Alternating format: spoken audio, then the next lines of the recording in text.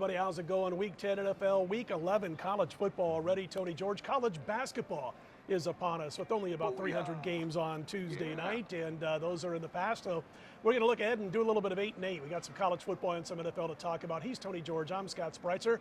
We're DocSports.com, and we're coming to you right here from the beautiful Red Rock Station Sportsbook. And listen, I mean, they do a fantastic job here. Restaurants, theaters, swimming pool, outdoor concerts, all that kind of good stuff. And of course, one of the finest sports books in all of Las Vegas. Let's get to it. It's Michigan at Penn State. The Nittany Lions pick for the most part, couple of ones out there, and it depends on where you shop because you get some ones for Michigan, you got some ones for Penn State, but mostly picking. This total's 48. And listen, Tony, I got to give Michigan some credit, albeit against Indiana. They didn't let Michigan State beat them 2 weeks in a row, so to speak. Right. Now they go up against a team that got us backers of Penn State. I know you had them, I had them, but they got us a late win with a nice pick six. Can they really stick a fork in the Michigan season this week, or does Michigan come through? Oh boy, that's the question.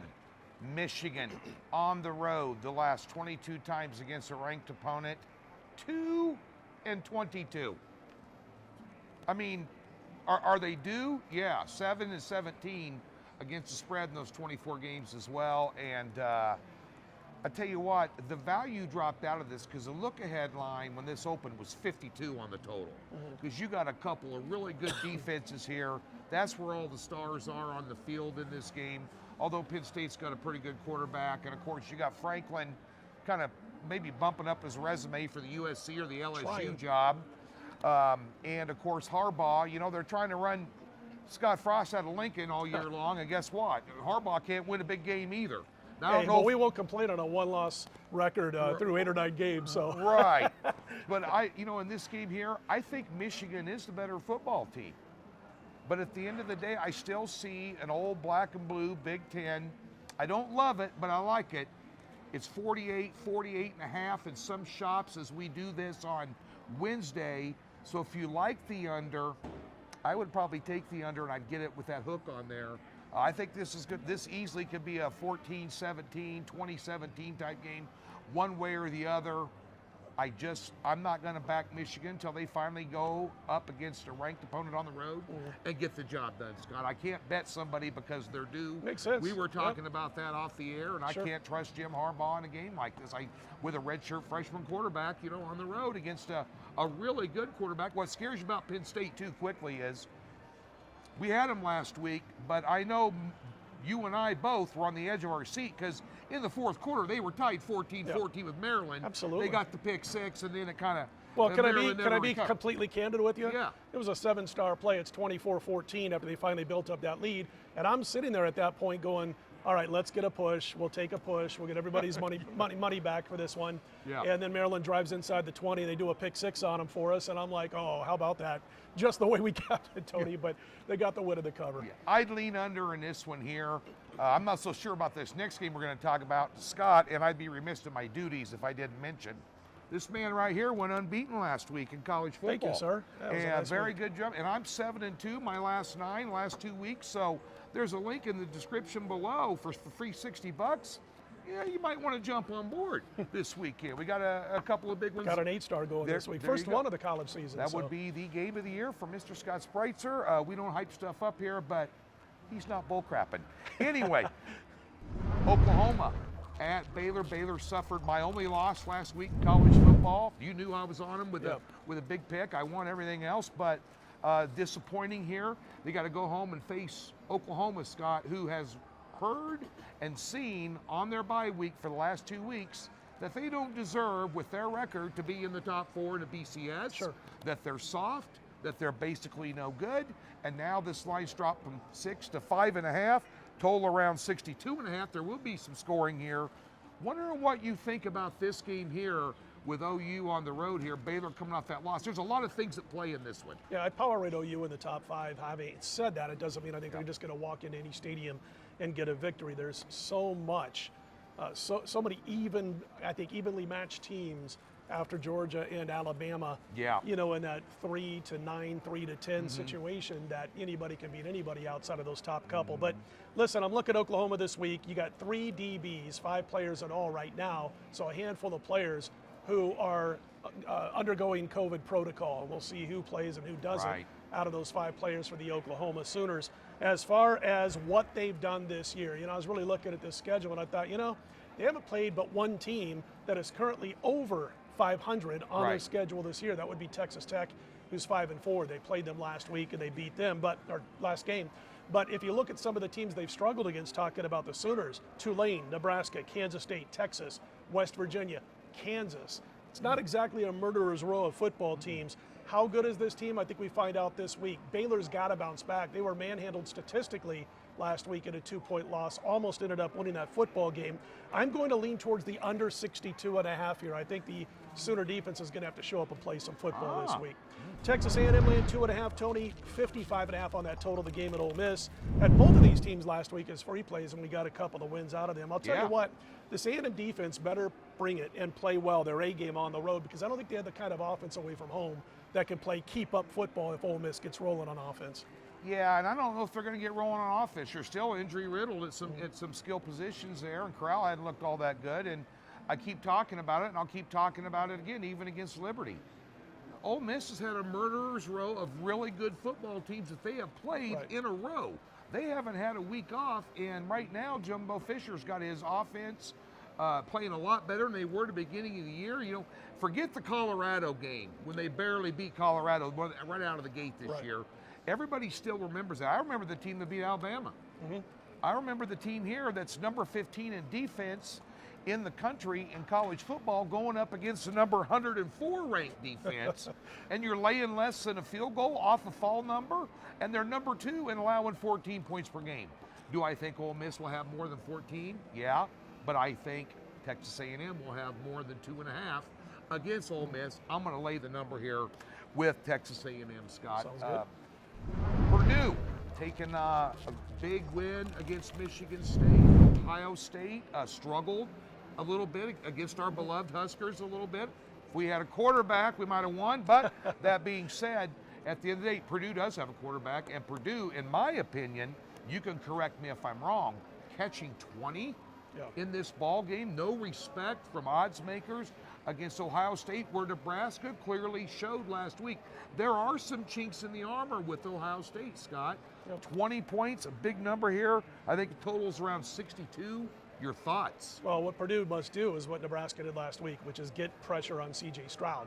He hadn't faced really any pressure all season long. Right, exactly. And they put pressure on him. They got to him a couple of times. They always had heat on him, and he got flustered. He got thrown off his game a little bit. He threw a couple of picks, and he had gone like 155 passes without a pick or something crazy like that. The stat before he was finally turned over, did it twice during the course of the game. Again, he looked a little shaky when he had to face pressure. So that's what Purdue's got to do. They've got him out pressure. There was a couple of games, including the Wisconsin game, like 2 in a row this year, where Purdue gained a total of 10 sacks over a 2-game stretch. So if they get pressure on Stroud, they got a shot in this game to keep it a little bit closer than that 20 and a half point spread would indicate. I'm looking at this and I see, though, that Purdue, when they go on the road, even in that win over Sparty, 350 yards of offense, that's it. They go on the road in Lincoln a couple of weeks ago, 350 yards or thereabouts in Lincoln. They were fortunate to win that game thanks to some Nebraska miscues. That's just a recording we keep playing over and over. But listen, I'm concerned about their offense against this Ohio State defensive line, which I think is the second best in college football right now. They're nasty. You can't run between the tackles on them. The number does seem pretty big at 20. What I like in the game between the spread and the total, though, is under 62 and a half. I don't think the offenses are going to go nuts in this one. You always fear Ohio State putting a bunch of points on the board in a quick matter of time, but I think this one stays under that total. The way Purdue pressures the quarterback, and I don't think Purdue's going to have a lot of success against that defense. I think Ohio State would have to score 42 to cover the number. I don't know if they can. Yeah, and Michigan State, they haven't been in my top 10 for a while. Even before they beat Michigan, power rating wise, they were sticking around 11 or 12. Highest, I think I made them, was 9th after the win over Michigan. So they were kind of exposed for who they really are, talking about Michigan State. To the NFL, week number 10, Tony, it's the Browns and the Pats. Pats laying 1.5, total 45.5. Guess what? OBJ means nothing to the line, as we saw last week. He's now no longer a member of the Cleveland Browns. I will say this about the Patriots. All that hype on the Buffalo Bills, New England's half a game behind Buffalo in the division, Tony. It's unbelievable. I mean, the job that they have done there, and New England's done it defensively.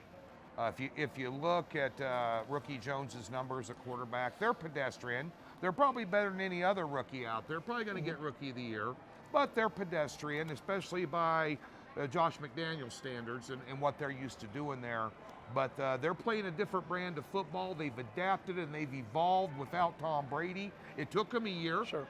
but that's the kind of coach Belichick is. On their side of the coin, there wasn't, you would argue that the Cleveland win last week may have been one of the most dominating performances on Sunday, on a Sunday where it was just an absolute bloodbath in the NFL if you were for betting everybody. chalk, you got your butt kicked. Yeah, if you Check were- out the Chuck Esposito video. Yeah, it was. They cleaned up here, and by the way, thanks for the Titans.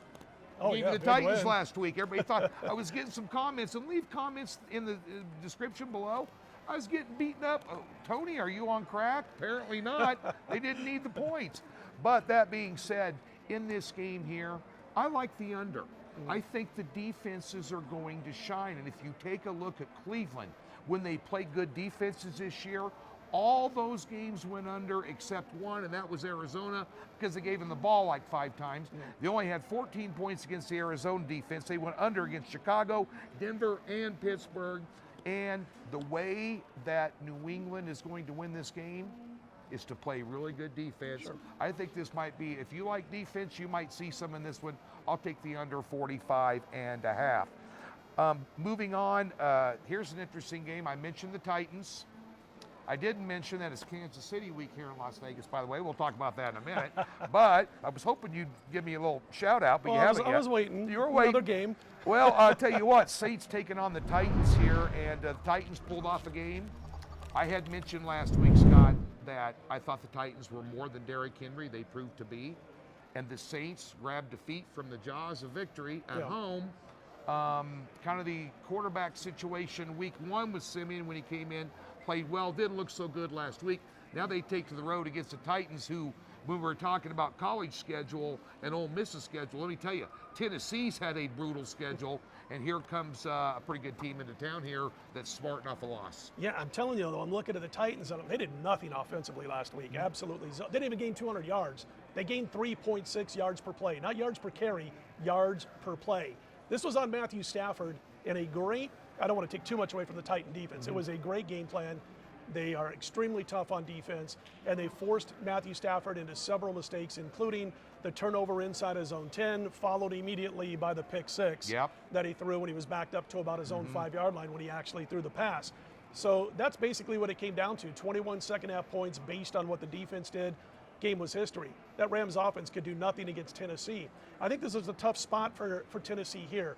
They really circle the wagons, so to speak, when they lost Derrick Henry, and everybody got on their game. They picked up the slack. Now they're laying a field goal here. I think the right side here is the New Orleans Saints plus the points. Won't be shocked if they went outright, so might want to sprinkle a little bit of that wager on the money line with New Orleans. All right, let's get to it. Yeah, this, KC stuff here. I'm a Midwestern boy. I did not wear my, how dumb am I? I did not wear my Raiders jersey. I wasn't calling him to tell him I was wearing this either. Well, we're in the same family. We got a little, gray and black, almost silver and black, but I got a little gray and black up here. I got to ask you, and I'm not trying to pick on the Chiefs. I'm a Midwestern guy. Yeah. This offense is an absolute disaster right now, a mess. They're basically 12 points per game their last 3 games it's been average. Bad. And only 13 last week against Green Bay, shut out in the second half. They're not letting Hill get beyond 5-6 yards downfield when he's making these crossing routes, so they're covering him well.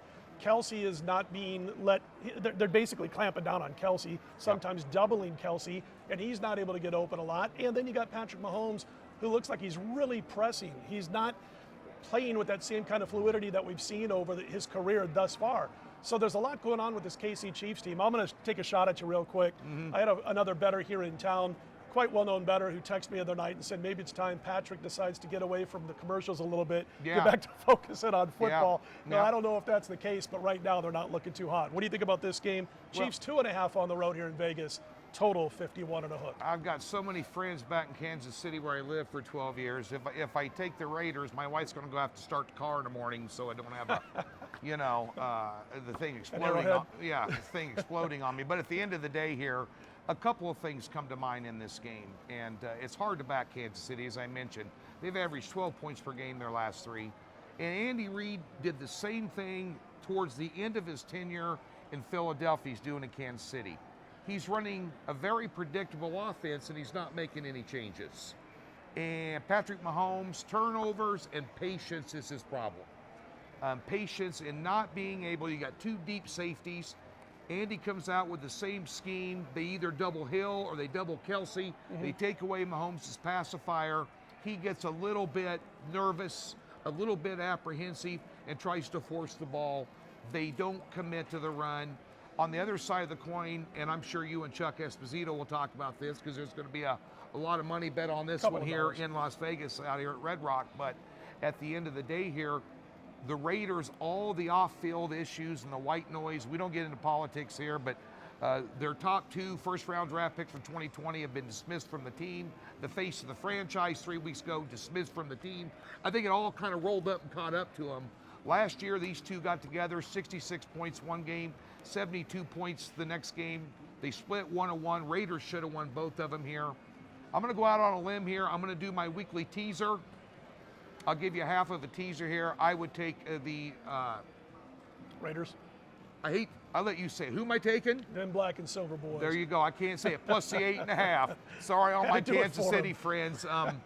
It's going to be a good ball game. I'm going to be at the ball game. I'm looking forward to it. I will be cheering for Kansas City, but I will have Las Vegas in a teaser for sure, You got plenty of room for your team to still win, but you collect your bets, so there you go. I kind of whipped out of that. You know what? You did. But anyway, I whipped listen, out of it. Teams are throwing a lot of cover 4 shells, and we're seeing it all over the NFL, and that's kind of disrupted the flow of this KC offense, besides the fact they're a little bit shallow at running back. All right, man, he's Tony George. I'm Scott Spreitzer. Check us out on DocSports.com all week long, each and every day. College basketball in full swing this last Tuesday night with a couple hundred basketball games. So check it out each and every day, and also make sure to watch the interview with Chuck Esposito. We're going to talk about their liability for the upcoming week at the stations, and also, I think he's smiling again after what happened last week. Yeah, he's happy. For Tony, I'm George. Let's put him in the win column, everybody.